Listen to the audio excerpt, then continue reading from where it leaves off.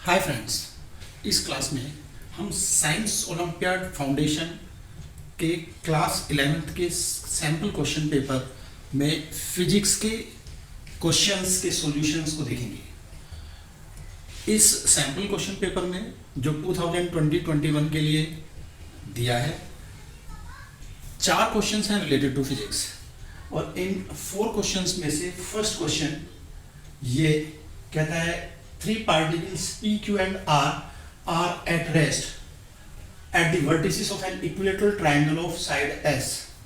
Each of the particles starts moving with constant speed v such that कि P always directed है towards Q, Q is always directed towards R, R is always directed towards P. और हमें बताना है कि ये particles कितने time बाद एक साथ मिलेंगे। अब इस क्वेश्चन को करने के लिए काइनेमेटिक्स का क्वेश्चन है, कॉमन सा क्वेश्चन है। इस क्वेश्चन को करने के लिए केवल 2 चीजें देखनी है। सबसे पहली बात कि सारे पार्टिकल्स कहाँ मिलेंगे। दूसरी बात, अब अगर हमें पता चल जाएगा कि सभी पार्टिकल्स किस पॉइंट पे मिलेंगे तो स्टार्टिंग पॉइंट और उस पॉइंट के बीच का डिस्प्लेसमेंट कितना, उस डिस्प्लेसमेंट की डायरेक्शन में इन पार्टिकल्स की स्पीड कितनी, और अगर डिस्प्लेसमेंट हमें मिल गया, डिस्प्लेसमेंट की डायरेक्शन में स्पीड ऑफ द पार्टिकल्स हमें मिल गई, तो displacement divided by speed in the direction of displacement हमें दे देगा टाइम इंटरवल। तो सबसे पहले देखते हैं कि ये पार्टिकल्स कहाँ मिलने चाहिए। सबसे पहले अगर मान लो P को देखें, P Q की तरफ एक small short interval of time में स्मॉल डिस्प्लेसमेंट आगे की तरफ चलता है, तो Q R की तरफ छोटा सा डिस्प्लेसमेंट चलेगा, R P की तरफ एक स्मॉल डिस्प्लेसमेंट चलेगा। अब चूंकि सब अपनी अपनी पोजीशन से शिफ्ट हो गए हैं तो इनकी डायरेक्शन ऑफ मोशंस भी शिफ्ट हो जाएंगी। Q ने हमेशा रहना है टुवर्ड्स R, R ने हमेशा रहना है टुवर्ड्स P, P ने हमेशा रहना है टुवर्ड्स Q।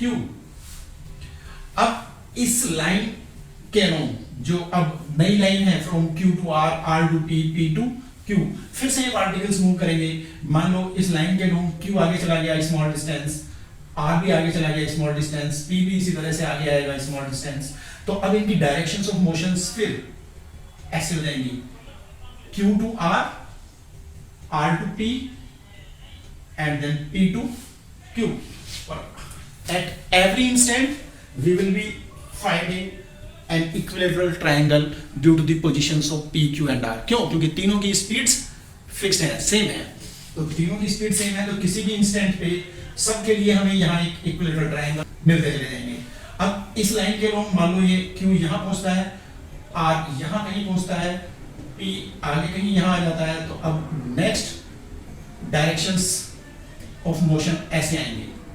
अब इसको जब कंटिन्यू करेंगे हम तो पता चलेगा ये सारे पार्टिकल्स बराबर बराबर डिस्टेंस चल के पहुंचेंगे सेंट्रॉइड ऑफ द ट्रायंगल। और ये भी याद रखना है कि ऐसा क्वेश्चन किसी भी रेगुलर शेप्ड फिगर के लिए बन सकता है। रेगुलर शेप्ड फिगर समझते हैं ना, जिसकी सभी साइड्स इक्वल हैं, ऐसी किसी भी फिगर के लिए ये क्वेश्चन बन सकता है। और हर एक केस में सभी पार्टिकल्स जो वर्टिसेस पे सिचुएटेड होंगे अगर सेम स्पीड से वन टुवर्ड्स अनदर मूव करेंगे तो सब के सब उस फिगर के सेंट्रॉइड पे ही जाके मिलेंगे। तो यहां भी ये पार्टिकल्स सब जाके मिलेंगे सेंट्रॉइड ऑफ द ट्रायंगल पे। अगर ये सेंट्रॉइड ऑफ द ट्रायंगल पे जाके मिलेंगे तो इक्विलेटरल ट्रायंगल है। इक्विलेटरल ट्रायंगल का centroid point of intersection of altitude, point of intersection of medians, point of intersection of angle bisectors सब एक ही है। इन सेंटर, सर्कम सेंटर दोनों एक ही बात है इस केस में। तो अब अगर यहां देखें तो ये point of intersection of medians भी है, तो मैं फाइनली पार्टिकल सब यहां मिले O पे, तो P से O या Q से O या R से O तक की डिस्टेंस निकाल लूं तो मुझे मिल जाएगा डिस्प्लेसमेंट ऑफ ईच पार्टिकल। अगर displacement of each particle PO या QO या RO होगा तो बात आएगी इसको कैसे निकाला जाए। इस PO को निकालने के लिए हम यूज करेंगे कि medians of a triangle meet at centroid and centroid divides the median in the ratio 2:1. कैसे? वर्टेक्स की तरफ वाला रेशो 2 और बेस की तरफ रेशो 1, ये 2 ये 1 या फिर ये 2 ये 1।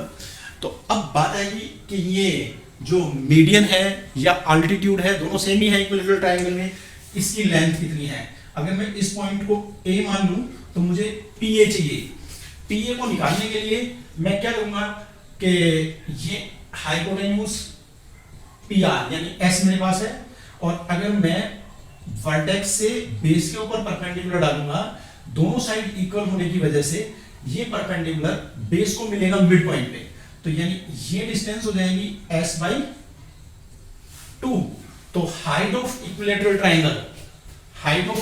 ट्रायंगल यानी PA is equal to under root hypotenuse square minus base square यानी s square minus s by 2 square. अब s बाई 2 स्क्वायर मतलब under root s square minus s square by 4, this is equal to under root 4s square minus s square by 4, 3s square by 4, तो ये हो जाएगा root 3 by 2s। अगर equilateral triangle की side a है तो उसकी हाइट रूट 3 बाई 2a होती है। अब a के बजाय क्या s दिया है तो s मान लेते हैं, रूट 3 बाई 2s, ये हाइट हो गई। अगर ये हाइट हो गई तो फिर बात आएगी कि इस PO को कैसे निकाला जाए। PO बोलो, QO बोलो, RO बोलो, सब सेम ही है। तो displacement of either particle to meet at centroid, उस डिस्प्लेसमेंट को d ले लें, तो d इज इक्वल टू 2:1 के रेशो में बांटना है हमने PA को। अब 2:1 के रेशो में बांटने के लिए हमें 2 वाला रेशो चाहिए, तो ratio upon sum of the ratio multiplied by total, तो यानी रेशो हो गया 2, सम ऑफ द रेशो हो गया 2 + 1 और टोटल हो गया PA। This is equal to 2/3 और PA की वैल्यू है हमारे पास root 3/2s, and this is equal to 2 cancel हो जाएगा, it will become s by root 3। तो s by root 3 will be the displacement of each particle for meeting at the centroid। अब बात आती है जो डिस्प्लेसमेंट की डायरेक्शन है उस डायरेक्शन में पार्टिकल की वेलोसिटी कितनी है। तो हमें पता है ईच पार्टिकल स्पीड v से मूव कर रहा है टुवर्ड्स द अदर पार्टिकल, तो अगर p q की तरफ मूव कर रहा है तो इट मींस इनिशियली इसकी डायरेक्शन ऑफ मोशन ये है, और यहां PO की डायरेक्शन से ये एंगल 60 डिग्री का आधा यानी 30 डिग्री, तो it means angle between direction of displacement and direction of velocity is 30 degree. तो हमें क्या लेना पड़ जाएगा, component of velocity in the direction of displacement. तो component of velocity in the direction of displacement, अगर इस कंपोनेंट को हम v डैश मान लें तो v dash is equal to कोई भी वेक्टर जिस डायरेक्शन से एंगल थीटा बनाएगा उस डायरेक्शन में उसके कंपोनेंट का magnitude of vector multiplied by cos theta हो जाएगा। तो it means it will become v cos 30 degree, cos 30 means sin 60 यानी रूट 3/2, तो ये हो जाएगा v रूट 3/2। अब हमारे पास velocity in the direction of displacement भी है, डिस्प्लेसमेंट भी है, तो time required time to meet t is equal to displacement upon speed, क्योंकि ये v भी कांस्टेंट है तो ये टोटल भी कांस्टेंट है, ये डिस्प्लेसमेंट s भी कांस्टेंट है, और अगर स्पीड कांस्टेंट है तो यूनिफॉर्म मोशन, और यूनिफॉर्म मोशन के लिए केवल एक ही formula time is equal to distance upon speed, या time is equal to displacement upon velocity. अब डिस्प्लेसमेंट बोले तो s by root 3 divided by velocity बोले तो v रूट 3/2। अब यहां से अगर देखें तो this is equal to s by root 3 multiply by 2 upon v root 3, और this will give us t is equal to 2 upon 3 s upon v, तो 2s upon 3v, that will be the time after which the particles will meet at the centroid of the triangle. अब एक और question देखते हैं। Second question Newton's laws of motion से related है, और यहां सबसे पहले क्वेश्चन को हम समझते हैं क्या कहना चाहता है ये question. A boy throws a table tennis ball of mass 20 gram upwards with velocity u equal to 10 metre per second at an angle theta from vertical. पहले इतनी बात को समझते हैं। यहां अगर हम देखें तो ये हो गया वर्टिकल, और इस वर्टिकल से एंगल थीटा बनाते हुए ऐसे स्पीड 10 मीटर पर सेकंड से टेनिस बॉल को theta angle from the vertical पे फेंका। अब अगर थीटा एंगल फ्रॉम वर्टिकल पे फेंका तो सबसे पहले इसी को समझ लेते हैं। क्या होगा, इस u के दो कंपोनेंट, ये वर्टिकल कंपोनेंट हो जाएगा u cos थीटा, क्योंकि जिधर से एंगल थीटा है उधर cos थीटा, और उसके परपेंडिकुलर डायरेक्शन में यानी इधर यहां कंपोनेंट हो जाएगा u sin थीटा। अब इस u sin थीटा की वजह से पार्टिकल आगे यानी राइट की तरफ चलने की कोशिश करेगा, u cos थीटा की वजह से ऊपर जाएगा और फिर नीचे आएगा। तो u cos थीटा की वजह से vertical motion, u sin theta की वजह से हॉरिजॉन्टल मोशन। अब इसका मतलब अगर विंड का इफेक्ट ना ले हम तो पार्टिकल कहीं ऐसे जाके गिरे, लेकिन क्वेश्चन में क्या कहता है वो, The wind imparts a horizontal force of 0.08 Newton. जब इसको मैंने ऊपर फेंका तो इसके ऊपर विंड की वजह से एक फोर्स लगी ऐसे कि ये पार्टिकल, ये टेनिस बॉल सीधे वापस इसी पोजीशन पे आ गई। इसका मतलब वापस इसी पोजीशन पे आने का मतलब कि जितने टाइम में ये ऊपर जाके वापस नीचे आई उतने टाइम में इस horizontal speed u sin theta की वजह से जितनी आगे की तरफ चलती उतनी ही इस फोर्स ड्यू टू विंड ने इसे चला दिया अपोजिट डायरेक्शन में। तो मान लो ये 10 मीटर आगे वो चलती, 10 मीटर ही विंड ने इसे वापस चला दिया, तो नेट डिस्प्लेसमेंट क्या हो गया, हॉरिजॉन्टल जीरो। अगर नेट हॉरिजॉन्टल डिस्प्लेसमेंट जीरो हो गया तो इसका मतलब बॉल वापस आ गई अपने स्टार्टिंग पॉइंट पे।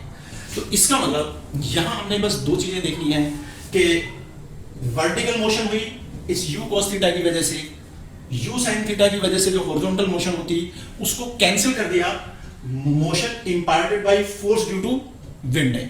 जो फोर्स ड्यू टू विंड है वो उतनी ही डिस्प्लेसमेंट इंपार्ट कर रहा है जितना डिस्प्लेसमेंट u sin थीटा। अब अगर ऐसा है तो सबसे पहले देख लेते हैं कि इसको ऊपर जाके वापस आने में कितना टाइम लगेगा, यानी इसका टाइम ऑफ फ्लाइट कितना होगा। अगर टाइम ऑफ फ्लाइट निकालें तो time of flight of ball t, अगर एंगल थीटा हॉरिजॉन्टल से होता है तो 2u sin थीटा बाई जी, और अभी यहां वर्टिकल से एंगल है तो 2u cos थीटा बाई जी, या फिर सीधा कह दो भाई कि आफ्टर टाइम ऑफ फ्लाइट इसकी हाइट क्या हो गई, जीरो। अगर हाइट जीरो हो गई तो क्या करना है, by h is equal to u t minus half g t square. तो h zero, u t means u cos theta into t minus half g t square. और यहां से जब सोल्व करोगे तो t जीरो हो नहीं सकता, तो t इज इक्वल टू हो जाएगा 2u cos थीटा बाई जी।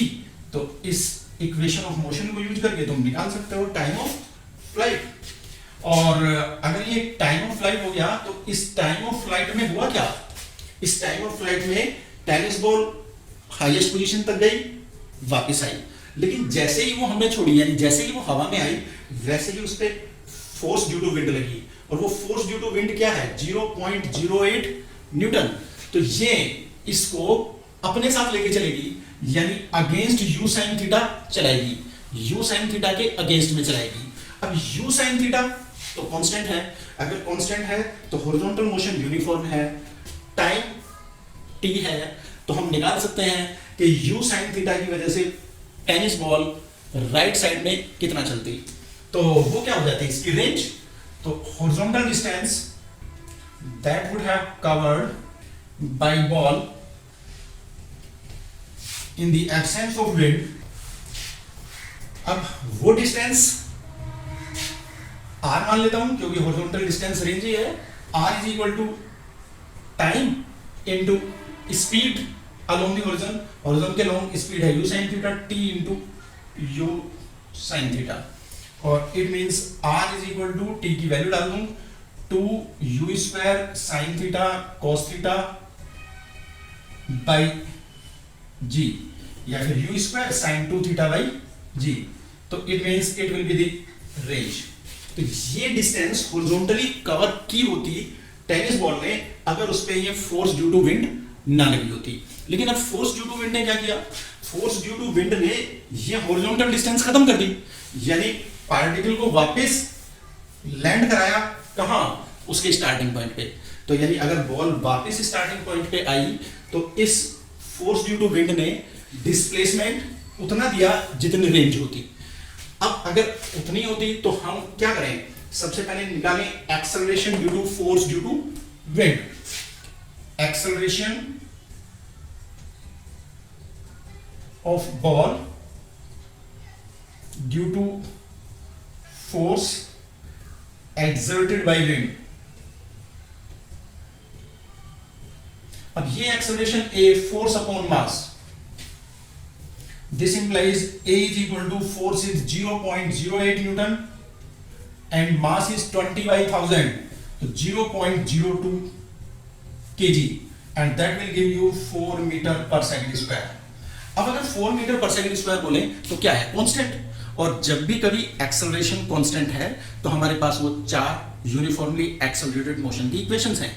उन मोशंस की इक्वेशंस की हेल्प से हम डिस्प्लेसमेंट निकाल लेंगे।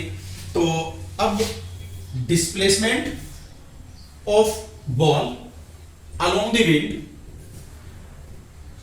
Due to acceleration 4 metre per second square and in time t, क्योंकि जितने टाइम में बॉल ऊपर जाके नीचे आई है उतने ही टाइम में विंड ने उतना वापस चला दिया जितना ये चली होती because of u sin theta. अगर उतना ही वापस चला दिया तो यानी net horizontal displacement zero, net displacement zero तब होगा जब ये एक्सेलरेशन भी वापस r के बराबर चला गया इसको।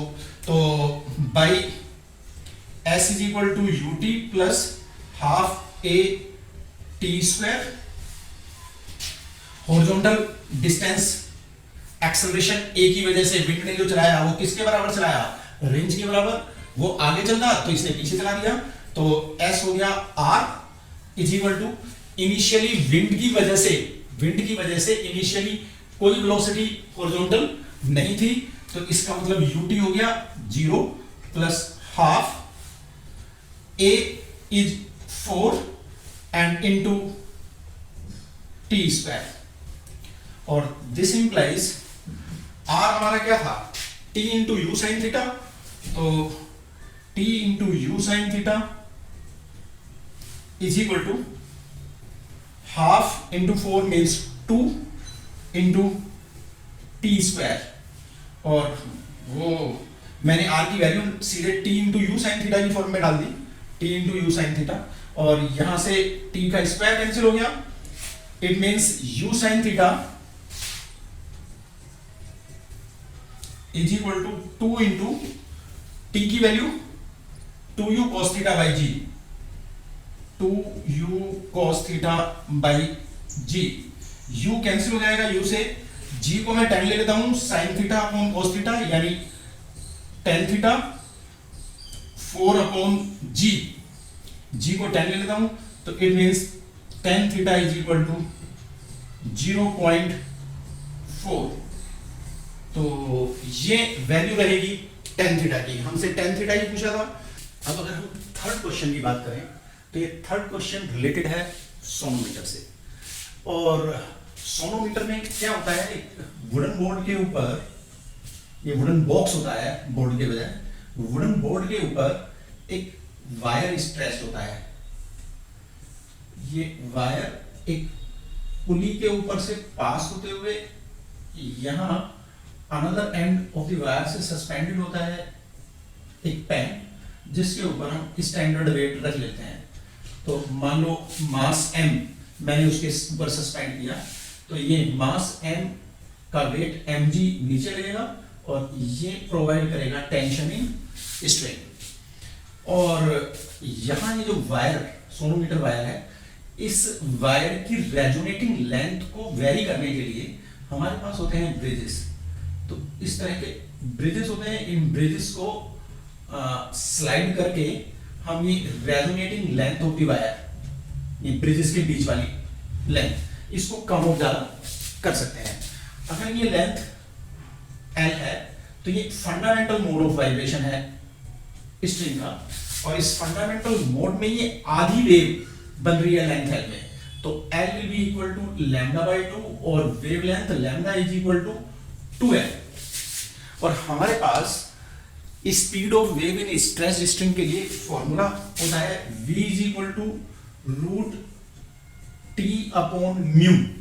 अब यहां म्यू क्या है? Mu is mass per unit length of the string. ये जो वायर या स्ट्रिंग हमने लगा रखा है, इस वायर का मास पर यूनिट लेंथ, तो mu mass per unit length of string.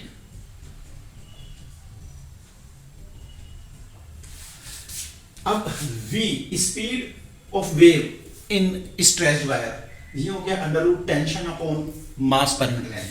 लेकिन frequency of waves, frequency speed upon wavelength, यानी v/λ, और लैम्डा यहां आ जाएगा फंडामेंटल मोड के लिए 1/2 है, तो ये हो जाएगा 1/2L रूट T/μ। अब इस क्वेश्चन में हमें क्या बोलता है? A weight is attached to the free end of a sonometer wire, ये एक वेट अटैच कर दिया इससे। It gives resonance at a length 40 centimetre, तो रेजोनेटिंग लेंथ L जो है that is 40 centimetre. When it is resonanced with a tuning fork of frequency 51 hertz, तो 51 hertz की फ्रीक्वेंसी के ट्यूनिंग फोर्क के साथ जब हम इसे रेजोनेट कराते हैं, कराते क्या है? ट्यूनिंग फोर्क को वाइब्रेट करा के और उसके स्टैंड को इस साउंड बोर्ड के ऊपर रख देते हैं। साउंड बोर्ड से वाइब्रेशंस ब्रिज को ट्रांसफर होते हैं और ब्रिजेस से इस वायर को, ब्रिजेस के बीच की लेंथ वेरी करा के, और हमें वो कंडीशन ले आनी होती है जिस कंडीशन में इस वाइब्रेटिंग वायर की एम्पलीट्यूड मैक्सिमम हो। एम्पलीट्यूड मैक्सिमम तो रेजोनेंस हो गया। अब उसके बाद क्या करता है? The weight is then immersed fully in water, ये वेट सारे के सारे इमर्स कर दिए फिर बाद में वाटर के अंदर। अगर वाटर के अंदर वेट इमर्स कर दिए तो वाटर के ऊपर अपथ्रस्ट लगाएगा, अपथ्रस्ट की वजह से ये इफेक्टिव वेट कम हो जाएगा, तो टेंशन इन स्ट्रिंग कम हो जाएगी। अब टेंशन इन स्ट्रिंग कम हो जाएगी तो इसका मतलब रेजोनेटिंग लेंथ भी रिड्यूस होके कम हो जाएगी, तो रेजोनेटिंग लेंथ रिड्यूस होके हो जाएगी 30 सेंटीमीटर। अब हमें पूछता है relative density of material of weights, ये जो वेट्स हैं इनके मटेरियल की रिलेटिव डेंसिटी, यानी इनके मटेरियल की density divided by density of water at 4 degree Celsius, that will give us relative density, वो हमसे पूछी है। तो यहां मान लेता हूं मैं कि rho density of material of weights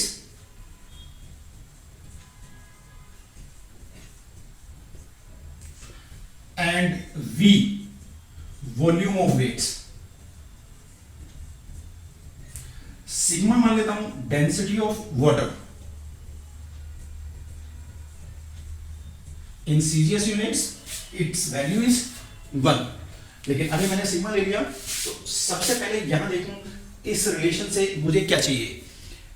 मेरे पास ट्यूनिंग फोर्क सेम है तो फ्रीक्वेंसी सेम है, लेकिन लेंथ बदल रही है due to the change in tension in wire. Mu mass per unit length of the wire भी सेम है, तो इसका मतलब L और T में रिलेशन चाहिए। बाकी सब कांस्टेंट है। अगर बाकी सब कांस्टेंट है तो इससे मैं देखता हूं कि फ्रॉम 1, इसको 1 डाल देता हूं, L इधर ले आता हूं, L directly proportional to under root of tension, and this implies T1 upon T2 is equal to L1 square upon L2 square, यानी L1 upon L2 whole square. अब T1 बोलूं तो T1 क्या है? वेट, वेट mg यानी volume into density into g, तो इसका मतलब T1 है v rho g divided by T2 क्या है? T2 is weight minus upthrust, weight minus upthrust due to water. अब weight minus upthrust का मतलब weight हो गया V rho G minus upthrust हो गया weight of water displaced. अब weight of water displaced means volume of water displaced into density of water into G. तो it means ये हो गया V sigma G और this is equal to N1 was 40, N2 is 30 whole square. This will give us V into G cancel हो जाएगा, rho minus sigma upon rho equal to 9/16. 3 square is 9, 4 square is 16, and this implies 1 minus sigma by rho is 9/16, implies sigma by rho is 1 minus 9/16, and this implies sigma by rho is 7/16. But हमें क्या चाहिए? Density of material of weights divided by density of water. So it means हमें चाहिए relative density of material of weights. So that will be rho upon sigma, and rho upon sigma will be 16/7. So 16/7 should be the answer to this question. Now in achievers section there is one more question, question number 4, और ये question number 4 क्या कहता है कि a bob is attached to one end of a string.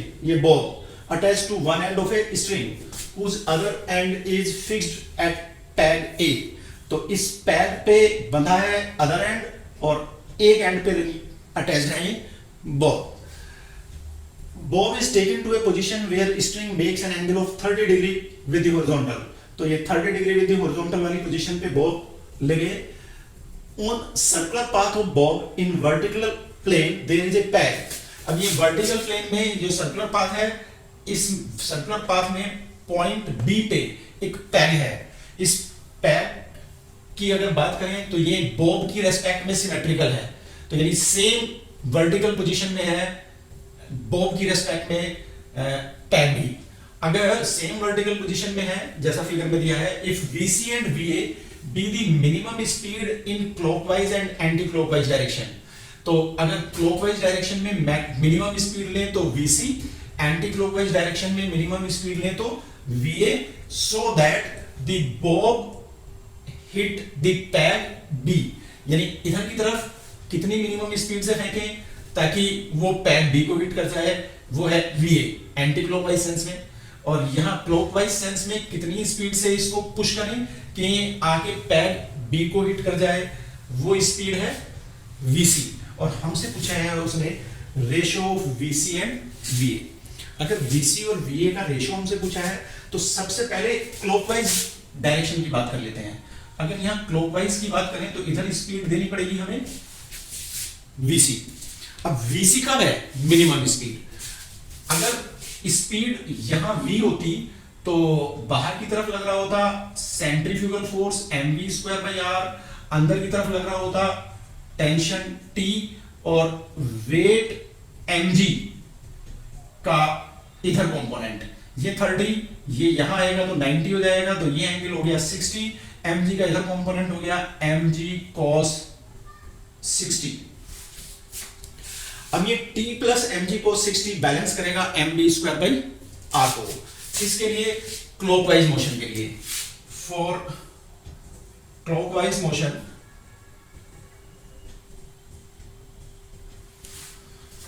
T plus mg cos 60 is equal to mv²/r. For V to be minimum, that is V is equal to VC. जब V VC है तो tension in the string T must be 0.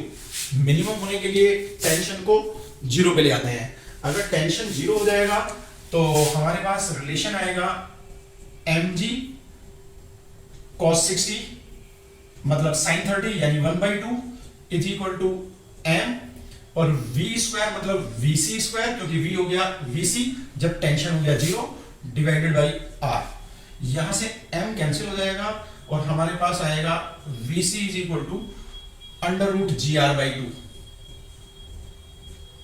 तो ये minimum speed हो जाएगी bob की in order to hit the pad in clockwise sense.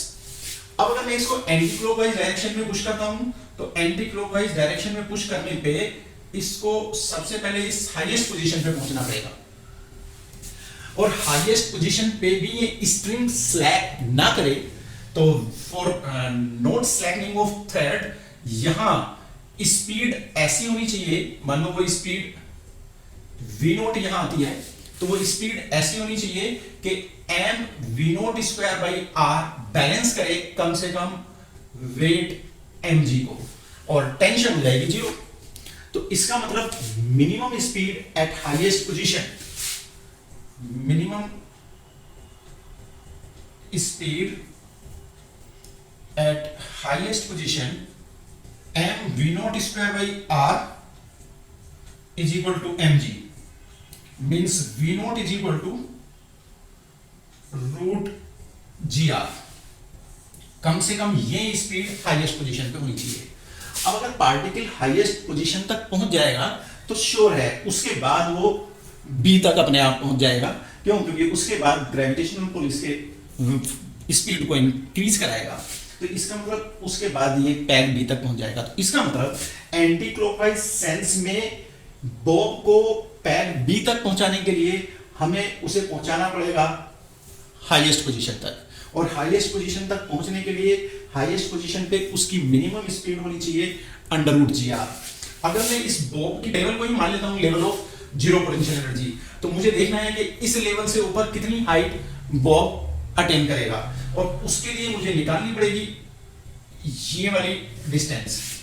अगर ये रेडियस r है, ये एंगल 30 है, तो ये हो गया 60 डिग्री, और इस 60 डिग्री के लिए ये वाली डिस्टेंस, इस डिस्टेंस को मान लो मैं पॉइंट को n मान लूं, तो ये an हो गया बेस। अगर an बेस हो गया तो from figure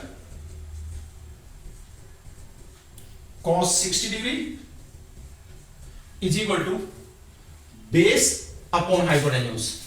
base is an upon hypotenuse is r, तो it means an is equal to r cos 60 sin 30 यानी r by 2।